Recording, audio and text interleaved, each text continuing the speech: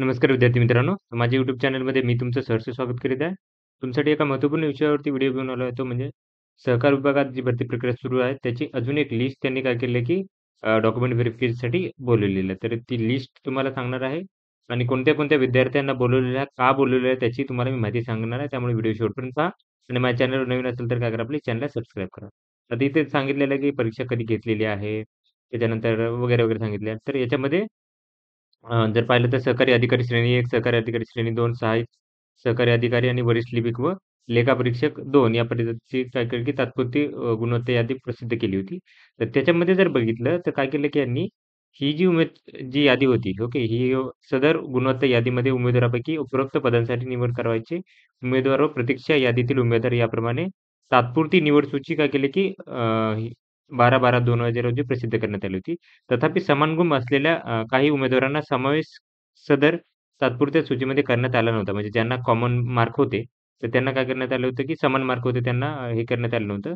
तर त्यामुळे काय केलं, की त्यांनी सेम म्हणजे काय केलं, की 29/12/2023 रोजी त्या विद्यार्थ्यांना 2:30 वाजता कुठे जायचं आहे, की सेंट्रल बिल्डिंग जी आहे, पुणे मुख्यालय तिथे काय करायचं, की जायचं आहे. इथं ॲड्रेस दिलेला आहे, तिथं प्रस्तुत व्हायचं आहे तुम्ही. तर याची यादी तुम्हाला देईल मी आणि त्याच्यानंतरनं याचं तुम्हाला मेलद्वारे कळवण्यात येईल. तसेच त्या उमेदवारांना तसेच काय करण्यात येणार आहे, की तुम्हाला एक पर्सनल काय करण्यात येणार आहे, एक पोस्टाने पत्र पण येऊन जाणार आहे. त्याच्यानंतरनं काय होणार की बघा, ही तात्पुरती निवडसूची असून कागदपत्रे तपासण्यानंतर पात्र ठरलेल्या उमेदवाराची विहित पदाकरिता निवड झाली असे समजण्यात येऊ नये.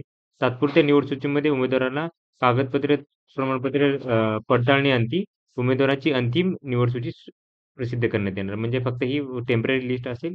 डॉक्युमेंट व्हेरिफिकेशन झाल्यानंतर ना ते फायनल लिस्ट बनवतील.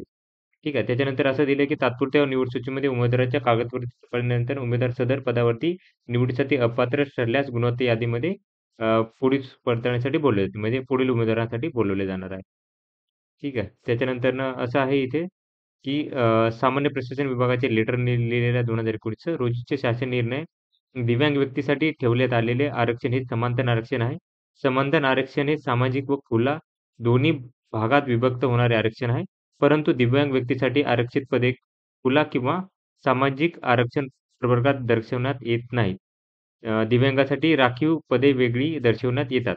दिव्यांगासाठी आरक्षित पदावर गुणवत्तेनुसार निवड झालेल्या उमेदवाराचा समावेश तो ज्या प्रवर्गाचा आहे, त्या प्रवर्गातून करण्यात येतो. त्यानुसार निवड झालेला उमेदवार ज्या सामाजिक प्रवर्गात आहे, त्या सामाजिक प्रवर्गाचे सर्वसाधारण या समांतर आरक्षणातील एक पद कमी करून ते दिव्यांग संबंधित आरक्षणाला देण्यात येतं. आता याचं असं मीनिंग आहे, की सपोज जर एखादा विद्यार्थी असेल, तो काय केलं, की ओपन कॅटेगरीचा असेल आणि दिव्यांग आहे आणि काय केलं, की त्याच्यामध्ये जर पाहिलं तर एकच आहे पद जे आहे ते दिव्यांगासाठी राखीव आहे आणि काय झालं, की सपोज तिथे एक सर्वसाधारणची व्हॅकन्सी आहे. तर काय करतात, या विद्यार्थ्यांना तिथे प्रिफरन्स दिला जातो दिव्यांगला. भलेही याचे मार्क थोडे कमी असतील, पण दिव्यांगाला तिथे प्रिफरन्स दिला जातो बाकीच्या विद्यार्थ्यांपेक्षा. त्याच्यानंतरनं आता बघा हे विद्यार्थ्यांची यादी सांगत आहे तुम्हाला मी. ओके. तर बघा हे आहे असिस्टंट कोऑपरेटिव्ह ऑफिसर आहे मुख्यालयामध्ये. तर इथं जर पाहिलं तर हे आहेत 2 विद्यार्थी आहेत. रेश्मा पनगुल यांना ई-डब्ल्यू-एस वेटिंग लिस्ट महिलांमधून बोलवलेलं आहे. त्याच्यानंतरनं चैताली शिंदे यांना ई-डब्ल्यू-एस वेटिंग लिस्टमधून बोलवलं आहे महिलांसाठी. त्याच्यानंतर मुंबई रिजनमध्ये कोऑपरेटिव्ह ऑफिसर ग्रेड 2 साठी कांचन फकाडे यांना बोलवलेलं आहे. ओ-बी-सी वेटिंग लिस्ट साठी. त्याच्यानंतर महिला वेटिंग लिस्टमधून. त्याच्यानंतर असिस्टंट कोऑपरेटिव्ह ऑफिसर कोकण डिव्हिजनसाठी 2 विद्यार्थी बोललेले आहेत. ऋषिकेश बंडगर आणि रासवे अमोल यांना बोलवलेलं आहे. वरती आहे ते वेटिंग लिस्ट एन-टी-सीची आहे आणि यांना ओ-बी-सी वेटिंग लिस्टमधून.